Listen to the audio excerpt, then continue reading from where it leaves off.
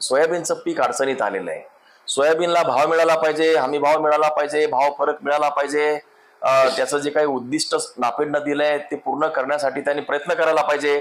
या संदर्भात मी स्वतः विधानमंडळाच्या बाहेर ट्रॅक्टर मोर्चा काढून आमच्या पक्षाने याच्यावर रान उठवलेला आहे, याची तुम्हाला सगळ्यांना कल्पना आहे.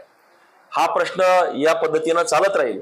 परंतु आपल्या माध्यमातून मी शेतकऱ्यांना विनंती करतो की मी या संदर्भात आमच्या कृषी अधिकाऱ्यांशी चर्चा केली, PKVC च्या अधिकाऱ्यांशी चर्चा केली, या संशोधन करणाऱ्या अधिकाऱ्यांसमवेत मी चर्चा केली आणि या चर्चेअंती असे मी या ठिकाणी आपल्या माध्यमातून सांगतो की सोयाबीन एकदम बदलता आलं नसेल तरी चालेल, पण हळूहळू सोयाबीनचं जे पीक आहे तो पीक पॅटर्न बदला आणि जे काही त्याच्याऐवजी मका हे जे आहे किंवा हळद आहे या पिकाकडे, दुसऱ्या पिकाकडे आपण वळा, उडीद मूग या पिकाकडे वळा.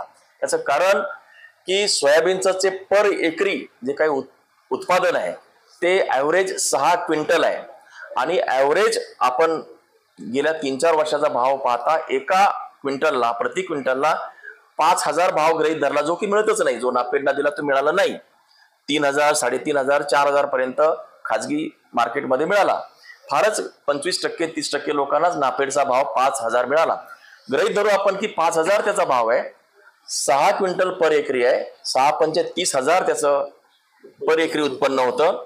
व्हेरॅज मका हे जर उत्पन्न घेतलं तर मक्याचं कमीत कमी जे यील्ड आहे ते पर एकरी हे 35 ते 40 क्विंटल आहे. किती?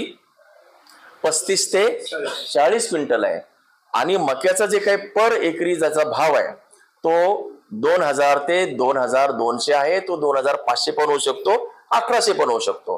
पण आपण जर ॲव्हरेज जरी पकडलं 2,000 तर पर एकरी त्या शेतकऱ्याला 70,000 ॲव्हरेज सांगतो त्याचं उत्पन्न होऊ शकतं. इकडे 30,000 होतं, तिकडे 70,000 होतं. म्हणून एकदम बदलता येत नसलं तरी चालेल, पण आपण हे पीक पॅटर्न बदलून मी या सगळ्या अधिकाऱ्यांशी चर्चा करून शेतकऱ्यांना आवाहन करतो की मका या पिकाकडे आपण वळावं. त्याचबरोबर